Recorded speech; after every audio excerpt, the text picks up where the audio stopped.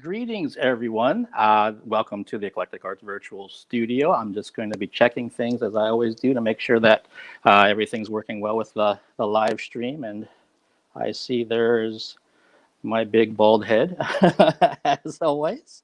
And so let me make sure that I have this muted. All righty. So, as I mentioned, welcome to the Eclectic Arts Virtual Studio. I'm Mark Sugiyama from Eclectic Arts. Thank you so much for joining me tonight on this Tuesday. Feels like Monday here in the U.S. because of Labor Day weekend, and hopefully everyone had a decent semblance of a Labor Day weekend during 2020. We know things are really just kind of crazy here in Seattle, Washington. We have some fires, unfortunately, over in eastern Washington and also in the southern part, like south of Seattle and Tacoma. And so some of that's been filtering over here because of the wind. And we're supposed to hit like 90 degrees in 2 days. So it's just like this year, just kind of crazy. But again, I'm glad you're all here. I'm so looking forward to doing this interview. I've been a fan of this guest for a long period of time. And we were just talking pre-show for a while. So I can't wait to get into everything that she's done and is doing and will be doing. So let's kind of get to it. My guest this evening is a multi-talented vocalist, musician, dancer, actor, basically anything artistic she excels at. She has been wowing audiences for many years with the Trans-Siberian Orchestra. She has also worked with Yanni, Rocktopia, and has performed with several symphonies. Her debut solo record came out last year in 2019, and she recently performed a live interactive virtual concert during the pandemic. Please welcome to the Eclectic Arts Virtual Studio, Chloe Lowery. Hi. Hi, Chloe. How are you? I'm good. How are you? I am doing as good as I can. Thank you. Good. Thank you for having me. I'm excited. Yeah, thank you so much for doing this. It's been I've been such a fan of yours for a long period of time, and we kind of talked about that, pre-show. So I'm really looking forward to digging into what you're doing now, what you've done in the past, and kind of everything else under the sun with TSO and Yanni and your solo work and just all of it. Let's do it. Awesome. So let's start with something current. I know you had a virtual concert, which was not your typical virtual concert. Unfortunately, I didn't get a chance to see it, but can you let the fans and anyone else out there that's watching right now know what was this whole concert how did it develop and how did it kind of get pulled off? Because it was very unique. Yeah. I was really, really fortunate to get to do this.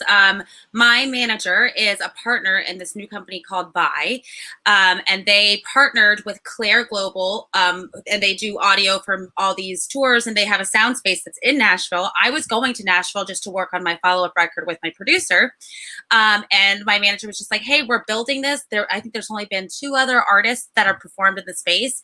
And she was like, do you want to do a show? And I was like, great. Yeah. I was like, I would love to do a show, not even knowing kind of to the magnitude of what they were doing. Like they basically, Buy is doing full scale production concerts where it's like, basically there's a video wall and you can pay for a ticket and basically have kind of like this very personal experience, but get to watch an actual live show with the lights, with the great sound, all the things that we're missing in going to live concerts. So basically it's like Buy is bringing a live concert right to your living room. And I was so fortunate to do that. I worked with amazing musicians, all of the crew, and everyone was so so great. But I really felt like kind of a very special person because I did not know quite what I was getting myself into when I got there. She was just like, you want to do the show? And I was like, yeah. And then I walked in, I was like, oh, this is big. So I know they're building. I know they're going to be doing this with, other artists, big artists. And what's great also about Buy is that not only do they want to work with very, very big established artists. They do have an objective to help growing artists like myself actually they've created a platform for people like me. So that's what's great. And I hope to do more with them. Awesome. So how was that for you as a performer and seeing like people on screens all around you? I've actually been asked this question a lot. One, it was so special because I had not been on stage since I think like maybe first week of March. So to actually be able to kind of perform in any real way, like with a microphone in my hand and stuff, that was all super cool. And whereas like when I'm performing with TSO or Yanni or whatever I'm doing, it's a little less intimate when you look out into like an arena, because you can see people's faces, but it's not like you have them like kind of blown up in your face and you can see like every expression. So it was very intimate, which I actually enjoyed because I could really see people's reactions to the music or to the performance. And so it's just different like that. But I mean, I just thought the whole experience was really cool and kind of something very futuristic that I think will even continue on beyond COVID. Okay, yeah, because I remember seeing the teaser for it, and I was like, "What is that?" I mean, what are they doing with this? Because again, I was on my own virtual tour with a band that transformed a house into basically a nightclub with lights and sound and all that kind of thing. Awesome. But it didn't have the the multi screens of the fans that paid for the ticket to actually like be there. It's so futuristic looking that I was like, God, that's really cool that someone's found a way to do something different with this whole medium during this time. I agree. And like I said, I kind of didn't realize what I was getting myself into until I got to the place. And then I was like, wow, this is quite genius. And I have to say, since I was the first person to perform in that space with Claire's technology, I think they had other artists working in another space. And of course, there's glitches and things that they're like working out. I did my show on Friday, and then on Sunday, we did another test round with people trying to work out all the kinks so that people can log on easily. And so there's all those little like new agey things and the new normal things that we've all got to figure out. But I just think it's really cool, and it's a really great way that people can see their favorite artists and actually get to kind of experience some live music and not just have like someone like me singing from my closet. You know what I'm saying? Yeah, no, again, it really looked like it was setting itself apart from the norm. And is there any plans to put out even like one clip from that show? So Yes. people can Yeah, no. I'm gonna do a ton of clips. I think they were doing some stuff behind the scenes, so they were waiting to release the footage to me. But once I actually have it, I'll be putting it all over my socials so people can see it, because it was such a great show. And yeah, so I plan on sharing it. Awesome. Okay. Yeah. And we were kind of talking about this pre-show that I've been going to see the Trans-Siberian Orchestra since 2003, and I haven't missed a year. I've always been myself and my mom, and I'm sure my mom's actually watching this right now because she's a huge Hi, Mom. So can you I know some of the story, I believe, that how you were supposed to audition with TSO, but you were actually involved with Yanni's project, I believe, first, and then the timing kind of opened up. Can you kind of speak to the whole how you got involved with TSO?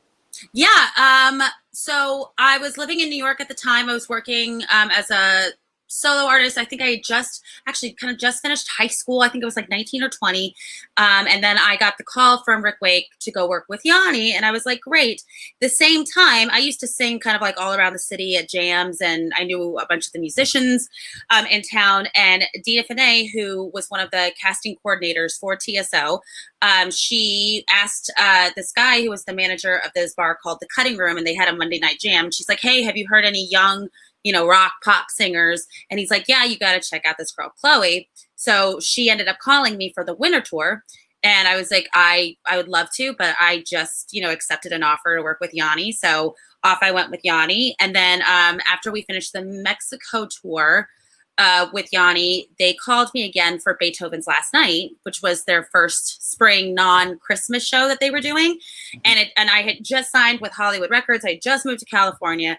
But my record label at the time, they were like, this is actually a great opportunity. You'll get in front of a lot of people. You should definitely do this. So I came back to New York. I did the audition. I went through like 3 or 4 different rounds, got the part, and it kind of just worked out with my schedule. And then I've been there more or less ever since. Okay, that's so for someone like me, again, I'm just going to be asking some fan questions for sure. No, that's great. That when you, like you said, you auditioned a few times and you got the part. So do they have you sing certain songs that they know they kind of want you to do, or they want you to sing songs from different roles? It depends. I mean, I came in specifically for the lead girl for Teresa for Beethoven's Last Night. So there was 3 songs that she sang. So they were like, learn these 3 songs.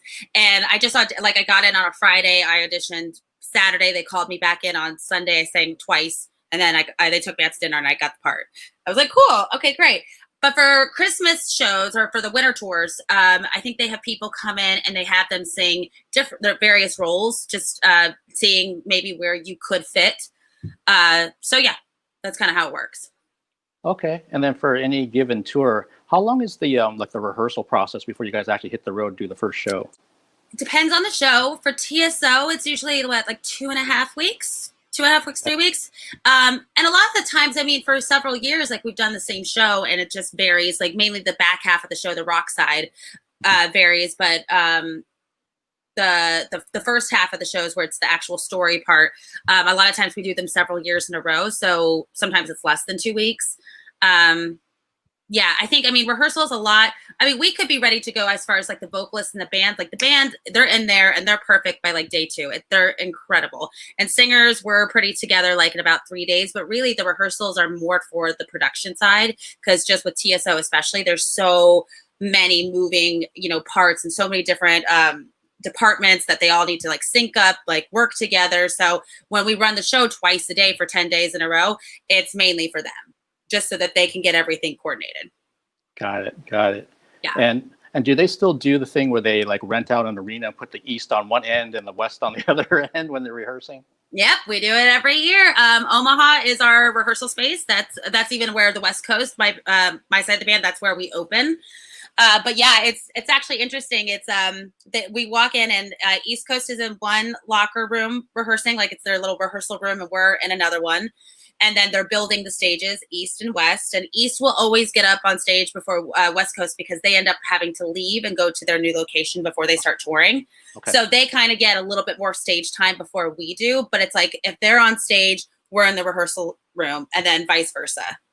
And it's cool because you get to watch, like, it's the only time we get to see the other band, but it's cool even like, because I'm like watching the show and I'm like, okay, so that's what's happening behind me. That's what's going on. Okay, I think that's where I should move. So it's cool to get to see another, or the version of the show just with you not in it. So you can kind of get it from that perspective, because most shows there's only like one cast, right? Right. So. That's awesome. I don't remember when I first saw that picture of a rehearsal when they showed that arena, but I was like, oh, so that's how they do it. Because I kept thinking maybe you were in different parts. They're rehearsing on the West Coast and rehearsing on the East Coast before they get the tour. But it makes so much more sense to have both of them in the same spot, so you can kind of get the same communication and work on the same issues, or making sure that things are where the company wants it, basically, before it hits the road. Totally. And that actually brings me up to a question. So I've seen, like you're mentioning, for people that haven't seen Trans-Siberian Orchestra, the first set's going to always be the storyline, and it might be the same story for a few tours, and then might shift to a different story for a few tours, and then shifts to a different one. And then the second half is when they kind of do a mix of different songs from either the albums or some different things that are unreleased or upcoming.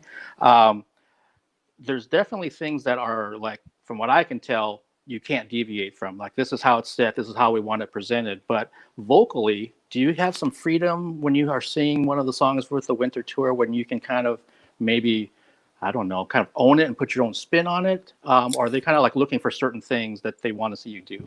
It's a bit of a mixed bag. Paul, who, sadly has passed away, he was very diligent and he very much wanted us to sing like the original. He didn't want the melody to waver too far from what the original melody was, which I actually, I appreciate. I think sometimes artists take liberty way too much, and the songs end up like not even sounding like the original. So I think there is they want us to keep it pretty close to the original. I have to say I have had a bit of flexibility through the years, but the kind of the longer that I stayed there, and as far as like when I can interpret it with an acting, with acting behind it, I can adjust the melodies a little bit, or just kind of have them cater to my voice a little bit more than say however the original did it.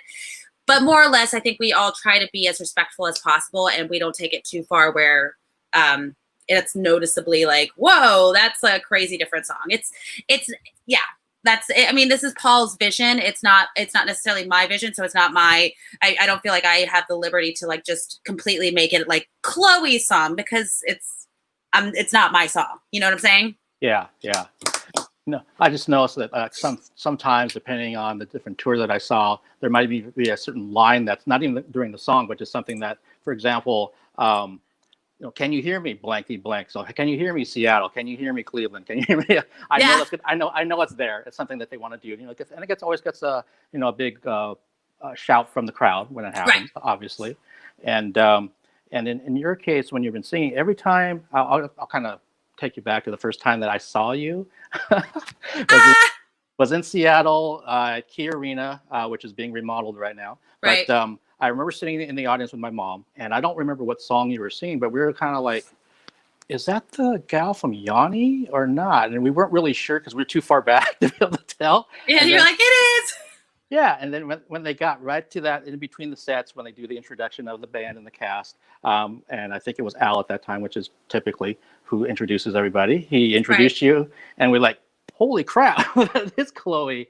And so we were like, because your voice was so distinctive to us. So as soon as we heard it, was like, is that Chloe singing? And having a chance to actually meet you, I think during that tour, and then the next time, like I mentioned, I showed you my Yanni, CD thing. I love that. That's hilarious. Was just amazing to hear you sing, and I can tell you that every time we've gone, you bring the house down. I mean, Oh, every single thank you. time.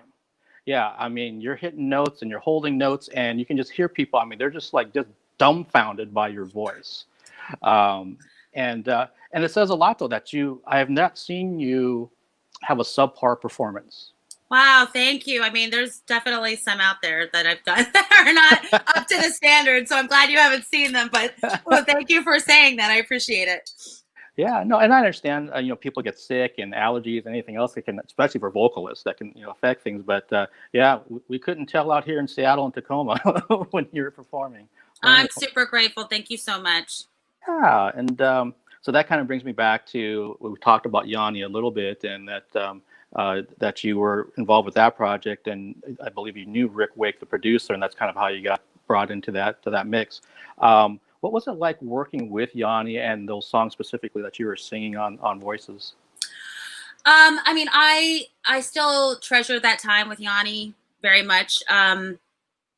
He really took, I think he took all the artists kind of under his wing, and he really wanted to help us like grow into these artists ourselves. And he allowed us to, I mean, the man had these famous songs, and he was like, hi, you 20-year-old, please just go write lyrics. And I was like, I'm not a proven songwriter by any mean. Okay, I'm just going to go, try to make this into something great. And he was very supportive, very encouraging.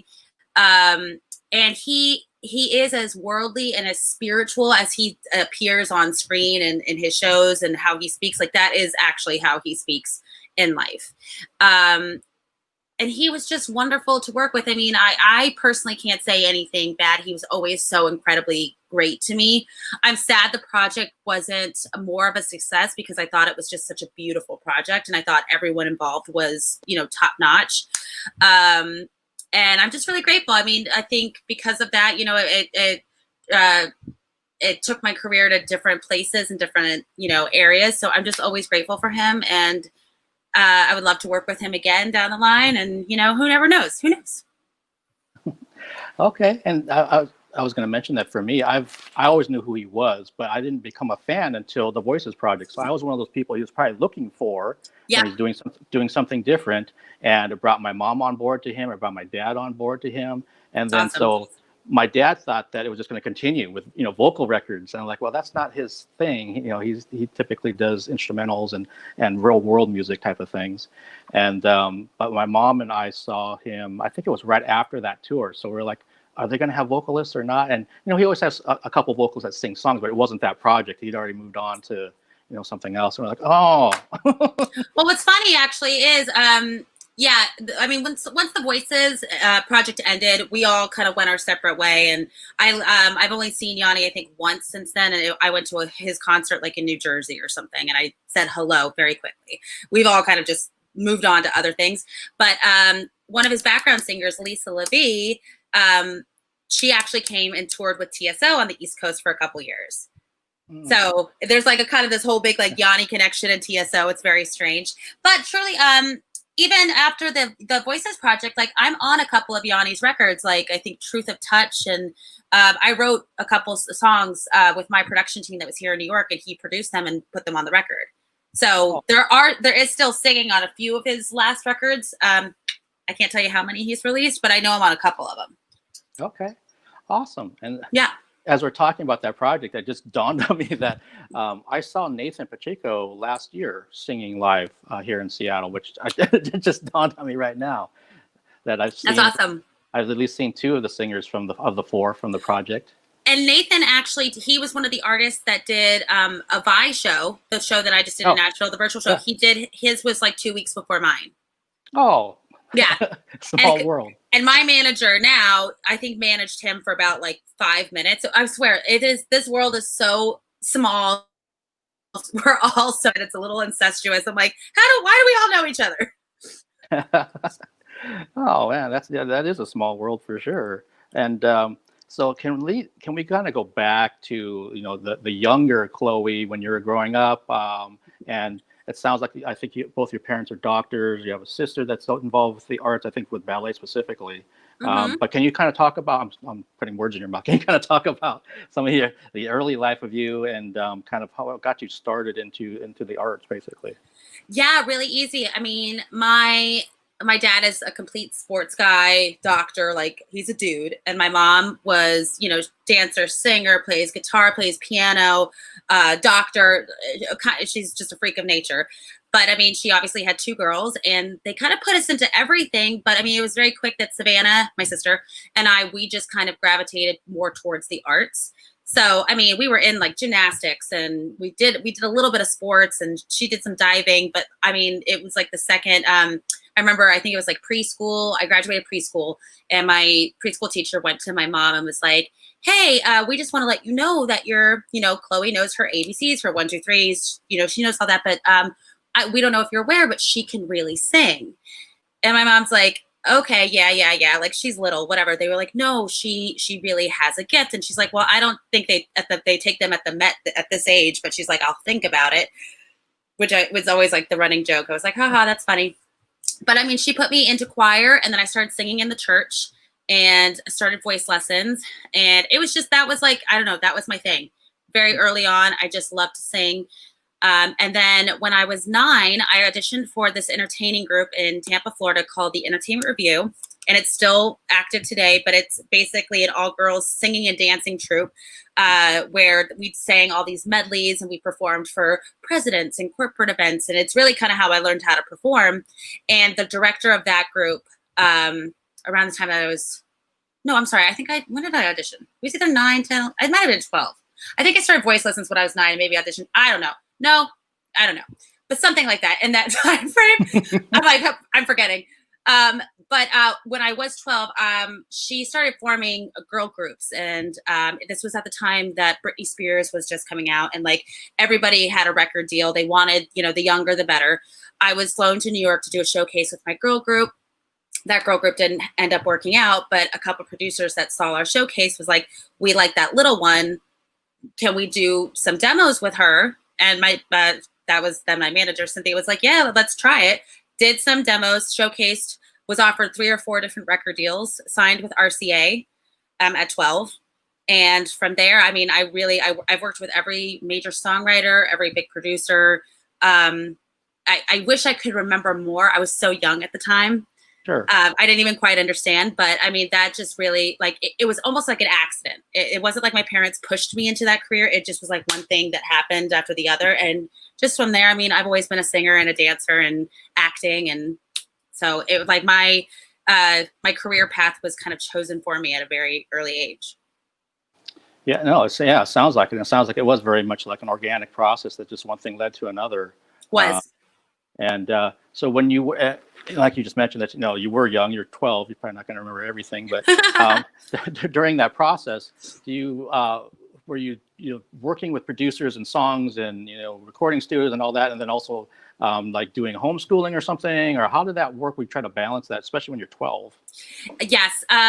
It became very apparent quickly that I couldn't go to school, and I was going to a private school at the time. And travel as much as I was, because I was literally, I think I was gone 2 or 3 weeks out of the month, either in New York, LA, Nashville, Miami. I was just they were working me constantly.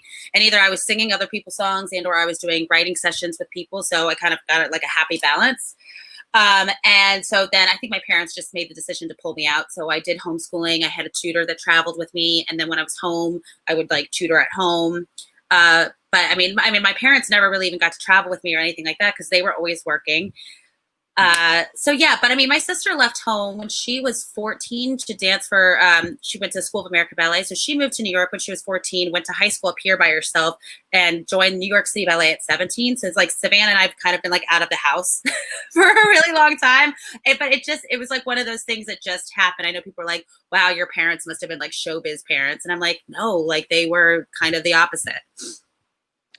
Oh, yeah, no, that's really interesting that, that you and your sister were kind of on these career paths, and it wasn't like, you must do this. It was just kind of organically happening, and then your parents have their careers going on, and it's just like, well, let's kind of see where things go, and we're still going to make sure that there's, a balance there of some sort.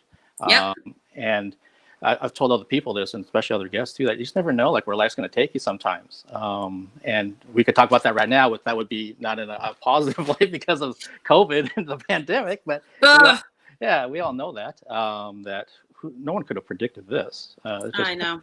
It's just crazy. But but one thing I definitely want to talk about is the build up to your solo record that was released last year, the In Between. And I know that was just listening to the music, you can tell how personal that release was for you. Thank you. Yeah, I mean, it's like a roller coaster of emotion through those songs.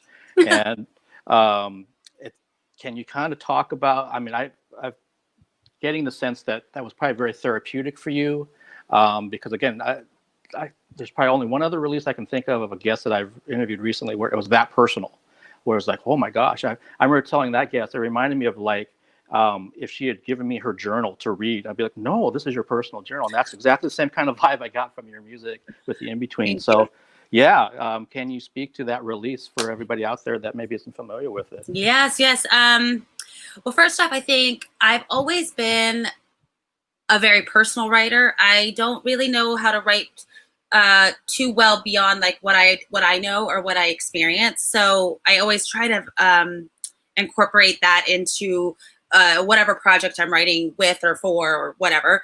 But I was going through just a really big life change, personally, professionally, emotionally, all the things. Like I moved I moved into a brand new apartment, and just everything was changing, and a lot of it was on a very personal level. And I think there was something I didn't know how to talk about what I was feeling, and it was like there were so many emotions that the only way I kind of knew what to do was to sit down and just try to write some music and write how I was feeling. And maybe I was like, maybe this is a way that I can get it out and maybe move on from how I'm feeling and or understand what I'm going through.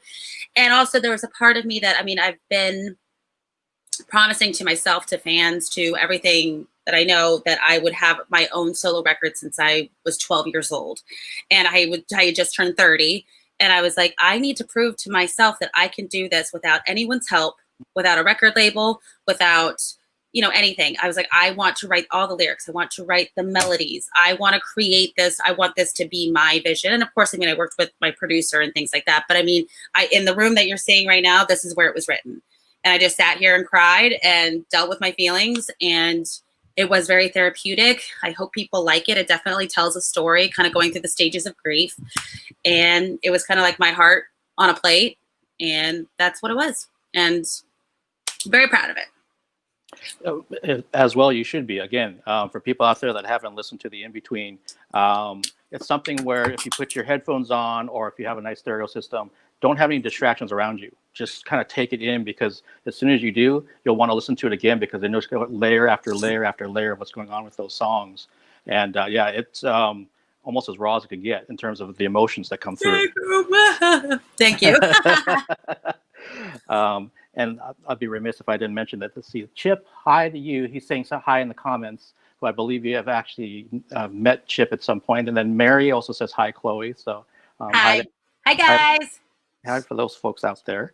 And so with the In Between, and then it sounds like you've been getting ready for a follow-up Yes. record. So how many songs you have done? What kind of themes are percolating in your head these days? Well, we have about I want to say 30 to 35 ideas that we're toying with. We had a really successful couple days writing session in Nashville. And actually right now I'm back in Brooklyn and I'm just kind of tweaking lyrics and we're going to go through all the songs. And we're still kind of unsure if this is going to be a full record or we might just release singles and then eventually have a record that comes out because at this time it's kind of becoming a singles market anyway. Mm-hmm. So we're toying with all those ideas. We're really taking our time with it and not like going to take till like 2023, but we just want it to be great. We feel, and I say we as me and my producer Travis, we wanted to do something that the in-between was so, I don't want to say it was so heavy, but it was so emotionally charged. And of course I'm always going to have songs like that. I'm a super emotional singer, an emotional songwriter, but we wanted to do something a little bit more fun. So I think the topics on this, at least for these next songs, they're a little bit more, they are relationship based, a lot of them, but they're lighter.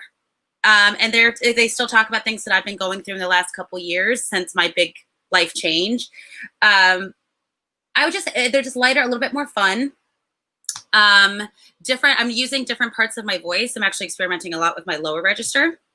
So there's like things like that we're just toying around with. I'm excited.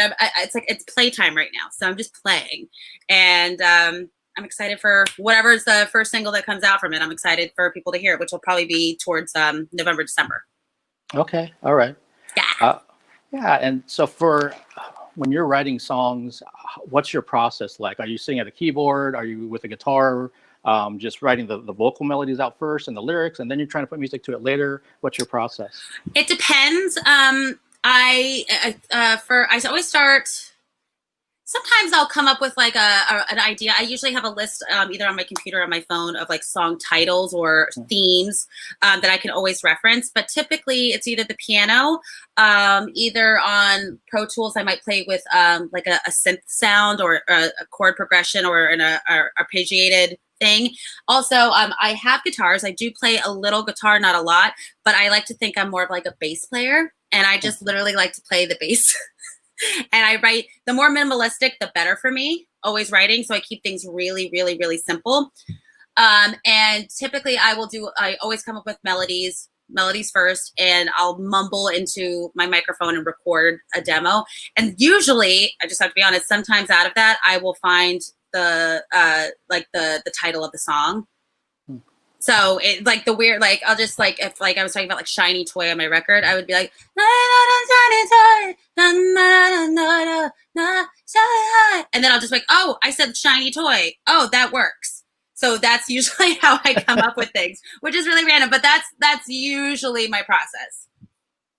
Okay. No, I've actually flashed back to, so I'm a musician myself, and I flashed back to, I don't consider myself a vocalist then. I don't consider myself a vocalist now as a guitar player. But I remember saying, well, I got this demo and I need to figure out at least some melodies or something for a vocalist, to eventually sing these. So I started kind of mumbling through stuff. And then there was a line that actually stuck out. I was like, that works. That should actually be the title of exactly what you just said. Is exactly that's what happens. Yeah. And that became the hit of Napster back in the day when people were stealing music.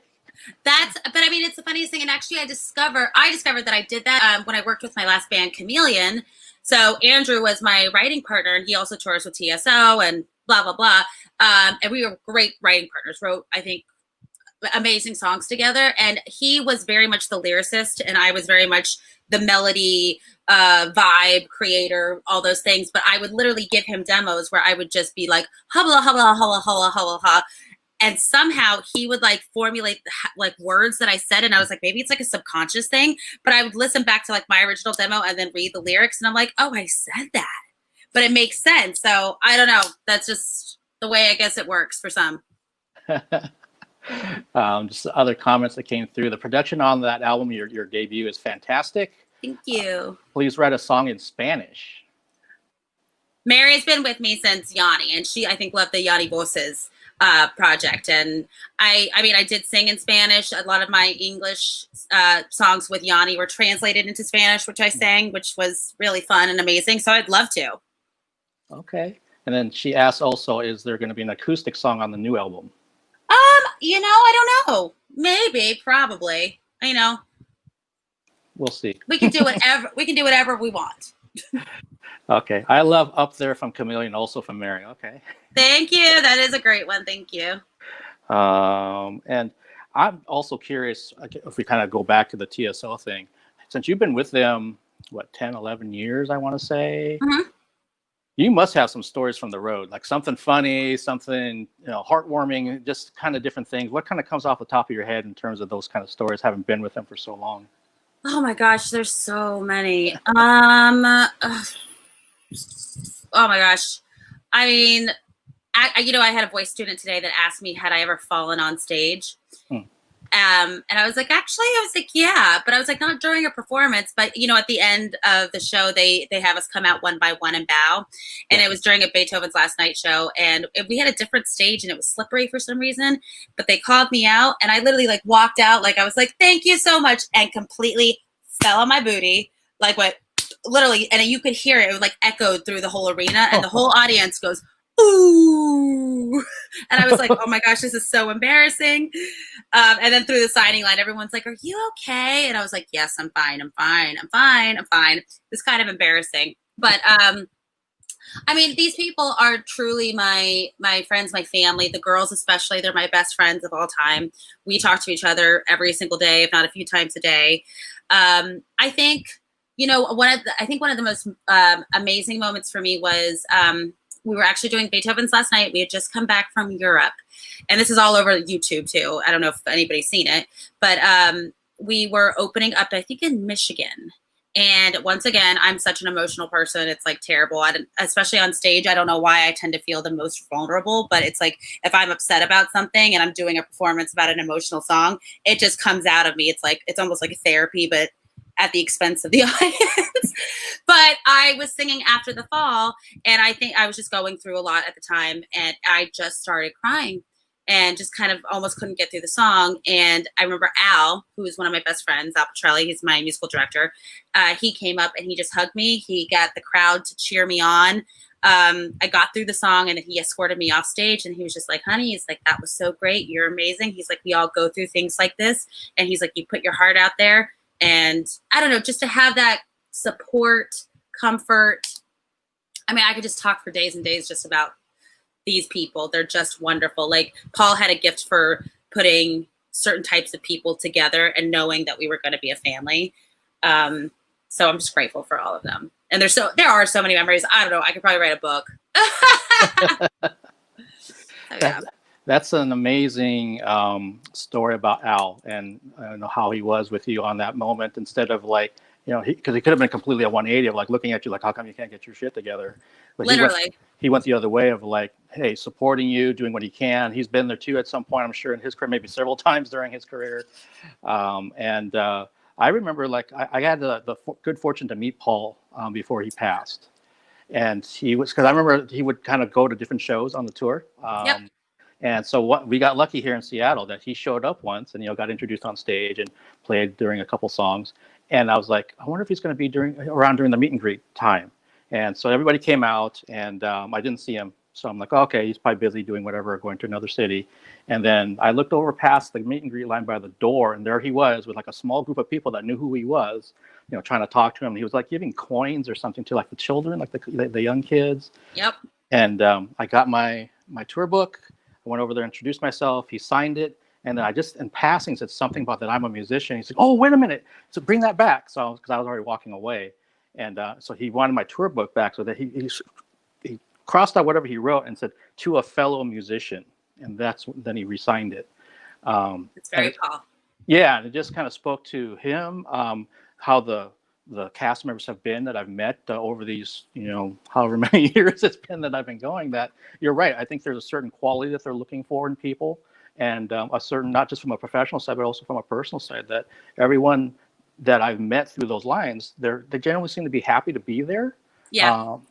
And that's sometimes it's a rare thing, but it's not rare with TSO at all. No, it's everybody. That's why I say we just love each other. Like we're a family. Like some of us don't like each other, I'm sure, but the majority of us, we really get along. And Paul he stood for so many great things, and I feel bad for anybody that never really got to know him or knew who he was, but he was the most gracious, kind, giving man.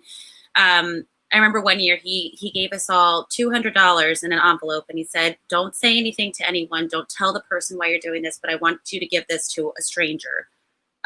Just find anyone, find a mother with kids in the mall, whatever, find a homeless person, anything." He's like, "Whoever you feel like you need this, they need this money during the holiday season, give this money to them and just say, here you go," and walk away. And he never wanted any credit for anything that he did. He just wanted to make the world a better place. And I think we feel that, and it like reflects on us. We have a sense of pride of like carrying on his message. So that's what I think. Yeah, no, that's an amazing story of just his. I mean, a small sample of his generosity and how he was looking at, other people. And we were talking about this pre-show about it'd be so nice if everyone can kind of consider other people besides themselves. Definitely during this time, and we won't go down that road because that road can end in other places. But one thing also and I know you've been with Rocktopia, and being from Seattle, I know you were singing Alone, the Heart song, and Wilson being from here, and Nancy Wilson, obviously. And I believe I saw something or read something that song really kind of spoke to you, not only how it was written, but also because it was of Anne singing that song. So can you kind of speak to that song particularly? Well, I'm a huge fan of Heart. I'm a huge fan of Ann Wilson. I just think she is a phenomenal talent, obviously. The funny thing is that Alone was the #1 song in the country the year and month that I was born. Oh, which I think it was like kismet that like I was just supposed to sing it. But that song has just found me a couple times, and I was really happy that I was able to sing it in the Broadway show and on the PBS special for Rocktopia. It's just such a well-written song. It's such an emotional song. I think everyone can relate to it. And also just the range of it, just kind of, I feel like I can just sing it with ease. So it's always a pleasure to sing that song. And I hope I do it justice. That's all I can hope. Well, I know at least the 1 or 2 versions that I saw you singing that I saw on YouTube, everyone's always waiting for that one part when, she says Alone, but it's like way up and then, comes down back into the chorus. And it's kind of like that makes or breaks the rendition for me. And as soon as one, I knew that you were singing it, so I was like, well, you're going to knock that out of the park. And as soon as I heard it, it's like, yep, she knocked it out of the park.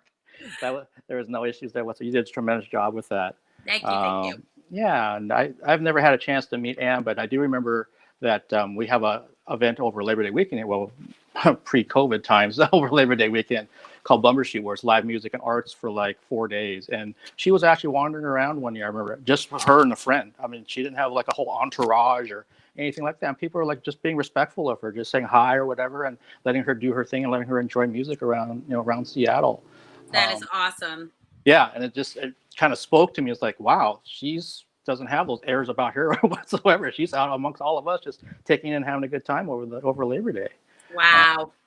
But yeah, and I also saw something for this year where you did a collaboration song called Rise. And can you speak about that, please? Because I think some people aren't familiar with it. Yeah, this was kind of at the beginning of the pandemic. My girlfriends with TSO, the TSO West girls, we were doing just a Zoom date, just all of us catching up. And we just kind of discussed maybe doing something for the fans and for our friends and our family, because obviously we couldn't sing or do anything. So originally it was just going to be like one song, and we were just going to shoot us. And then it became a bigger video concept, and Asha Maglana did the whole video because she's amazing. And they were like, Chloe, come up with the arrangement. And I sat down at the piano, and then I just ended up fusing all, like, he's got the whole world in his hands and Rise Up and Let It Be, just naturally. And I created the whole thing and created all the parts, assigned the parts, and then the girls recorded them like on their computer. And that's what we did, and we're really proud of it. Like, it was just something fun, a little side project, and just something for the fans during such a terrible time. Yeah, and I was going to say, you also have done like some quarantine cover song videos as well. So can you kind of speak to those? Yeah, I was down at my parents' house, and I was just like, I'm going to do a couple. I plan on actually doing a lot more, to be honest. But I think I started to be completely frank, I started to see that everybody was kind of doing it. Like, it was like kind of getting flooded, and I was like, I want to come up with something different and whatever. And then I ended up actually just more focusing on writing songs for my record. So that was mainly what I did. But I did a few covers. Like I did what did I do? It Is Well With My Soul on Easter. I did, I think, a Bill Withers cover. I'm trying to remember what I did. And then I did a couple little live shows here and there, but yeah. Okay. So there might be some more covers coming depending on how you're feeling about things, maybe. No. There could be. I think right now my main focus, outside of like actually like teaching a lot of voice lessons and songwriting sessions and doing things like that, and working on other people's sessions, because I have a whole recording studio in my house. My main focus is finishing this big group of songs, and it's a lot of lyrics. It takes a lot of brain power. So that's my main focus right now. I'm probably more inclined to release original music than I am to do covers, but who knows? I might throw a cover out there. Yeah, I could get bored and be like, let's do a cover. All right. And something else that I wanted to ask was that, oh gosh, now I'm starting to have a brain fart. It's a pandemic brain. That's okay. We all get them. It's kicking in. Oh shoot. Well, anyway, maybe it'll come back to me, or maybe it won't. But I know what it was. With you have a dance background, but how extensive is your dance background? I have trained my whole life, ballet, jazz, mainly hip hop. I've done ballroom dancing, but mainly, I mean, I think my main forte is jazz. I'm a jazz dancer. Okay. Yeah. And so. Obviously, there's some numbers with TSO that have some choreographed dance parts.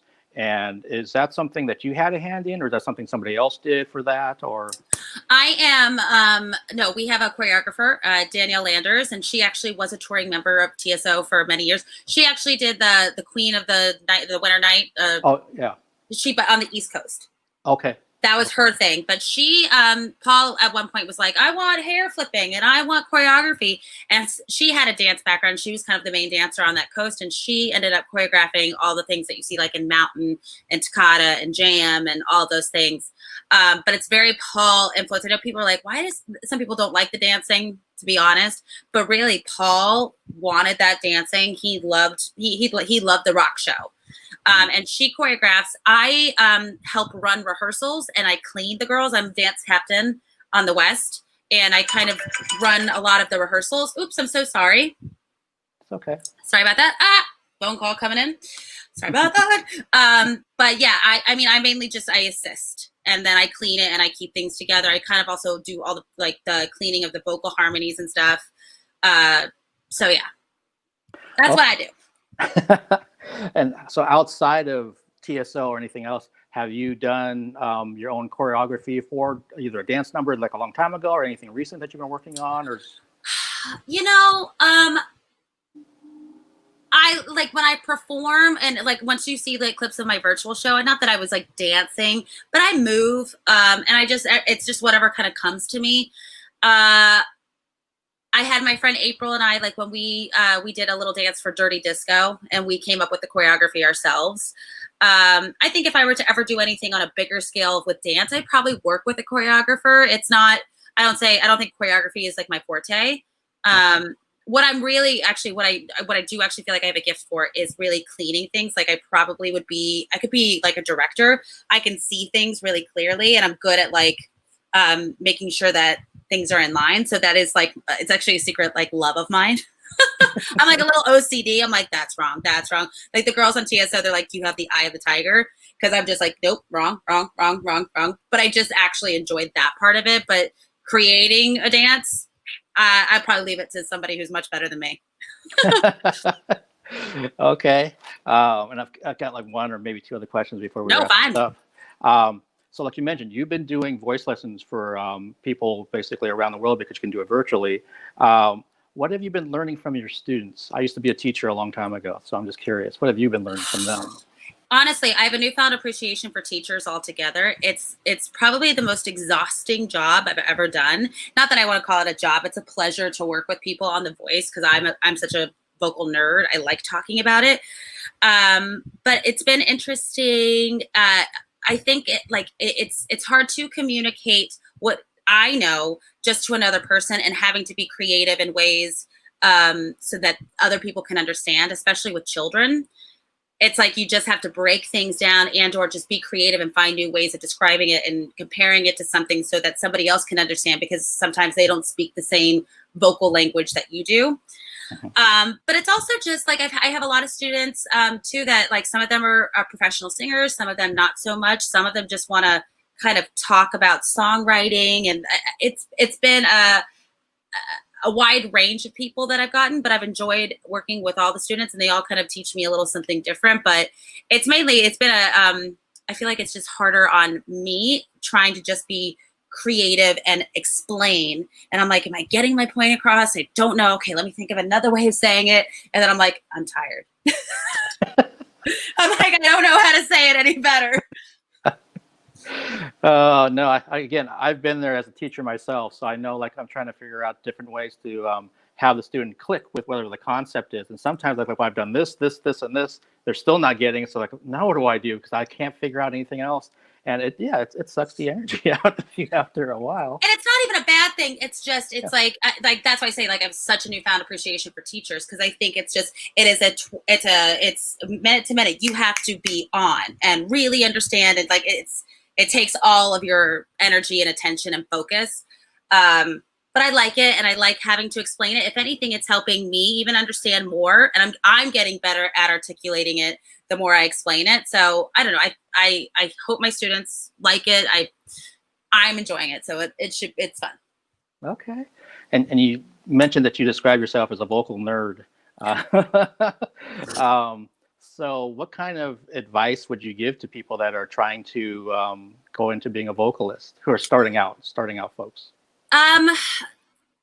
Well, I mean, I've been taking voice lessons since I think I was like 8 or 9, religiously, and I'm just a nerd because I think vocal health is just so important, especially if you want to be a longevity singer and you want to have a lot of stamina and you want to do tours like TSO. It's like you have to have the proper technique, and I think a lot of people, like, singing is a lot of people don't take lessons and they learn bad habits and tricks, and fine, you can get through it at a young age, but by the time you get to your 20s or your later 20s, you're going to start to run out of steam and things are going to start to go wrong.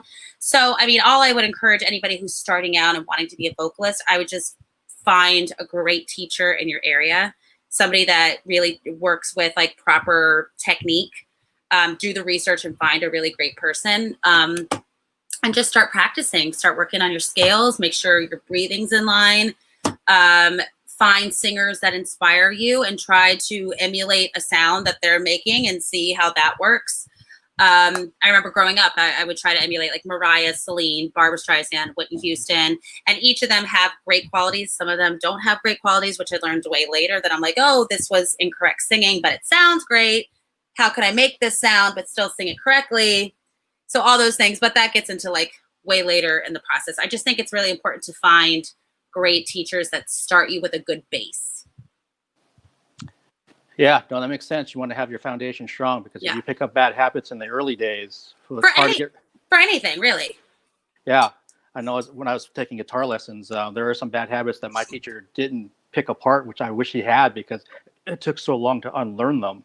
There you go. That's what I'm saying with singing, and I think singing is so people just like, oh, I naturally can sing, and so they don't think they need to take lessons. And I remember my voice teacher actually said to me, he's like, do ballet dancers not go to dance class? Like, why would you be a singer and not take voice lessons? And I was like, oh yeah, that's very true. So that's what I think. Yeah, and this is just sheer curiosity, being such an amazing singer. At any time in your life, did you ever consider pursuing opera? You know, it's funny. I started, my first voice teacher when I was little was opera trained and sang at the Met. And he tried and tried. He was like, can you sing opera? And I was like, and like I did a little bit, but quite frankly, the truth is that for the way that I sing, if I were to sing opera, it's two very different placements. So one would hurt the other. It's very rare if you find somebody that can kind of do both. One will always sacrifice, because it legit is a completely different placement. Like my good friend Allison, who tours with me with Rocktopia, she's the opera singer, has sung at the Met. Her voice is amazing. It's funny, she's an amazing opera singer. She can't find the placement to sing like a pop rock song. And that's the difference. It's just, you wouldn't want to do one because it would hurt the other. Got it. Does that make sense? I hope I'm making sense. It does. I was just curious because I've been reviewing the Seattle Opera for the last couple of years out here, and so I'm still learning a lot about it. Right. But so when I thought about what they do, and then I've actually had a guest on that's been doing opera for like 20 years, and she's trying to move into like a more folky kind of area, and I was just kind of wondering, is that something that maybe you had thought of, or if it's different? I appreciate opera. I think opera singers are phenomenal. I think it's kind of like a ballet form of art where it's like it does take a lot of study and there is this regalness to it. But that just wasn't my thing. Like I wanted a belt, and I wanted. I was like, I wanted a whale. So that's what I was into. So maybe had I started when I was younger, maybe, but you couldn't tell me what to do. Yeah, no, for sure. Well, I guess the last thing that comes to mind would be, and we talked about this pre-show, people out there who are TSO fans know that because of COVID, and well, every tour isn't happening in the fall. We already know that. What are your plans for the fall and, the holiday time then? Well, we talked about this before. As sad as I am with TSO, I'm devastated. It's going to be the strangest holiday season ever. And I'm sad I won't see the fans. This will be the first Christmas and maybe even Thanksgiving that I'll be able to spend with my immediate family. I have not been home for a holiday in about 10 or 11 years. So I'm excited for that. That's exciting.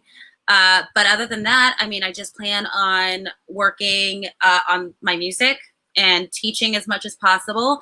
And, just trying to stay positive and hopefully, we'll get back to performing and everything in the new year. I've got my fingers crossed. Everything was really like hopeful for me in the beginning of the year. I had a lot of Broadway prospects and other things in the works. And then just everything just got shut down. So I'm just hoping come the new year, all of that starts getting going again and we can get back to normal. But I will enjoy the holidays with my family and I'll just be working on music in my closet. Well, that sounds good. And like everyone else out there that loves the arts, we just hope that we get back to something in 2021 that is even close to what we remember. And just like you just said, there's so many artists that had things on deck that were ready to go in 2020, and then maybe even January was looking pretty good, and then February started getting a little iffy, and then it became all out the window, and then it stayed out the window, and it's still out the window right now. But hopefully all those scientists and doctors out there that are trying to find that vaccine can get that thing together, and so that we can start being safe again around each other and seriously and doing what we love. So Chloe, it was an absolute pleasure talking with you. No, thank you for having me. This has been great. Thank you so much for taking the time. And I hope that you stay safe and that I'm looking forward to your new music when that's all ready and probably the first single that comes out, like you mentioned, at the end of this year. And thank you to all the fans that showed up. And if you happen to miss any of this, you can still catch it on Facebook, and it'll be permanently on YouTube, so you can watch it again and again and again, like I tend to. Over and over and over. Yeah, so have a good night over there on the East Coast and stay safe. All right. Thank you so much. Bye-bye. Bye.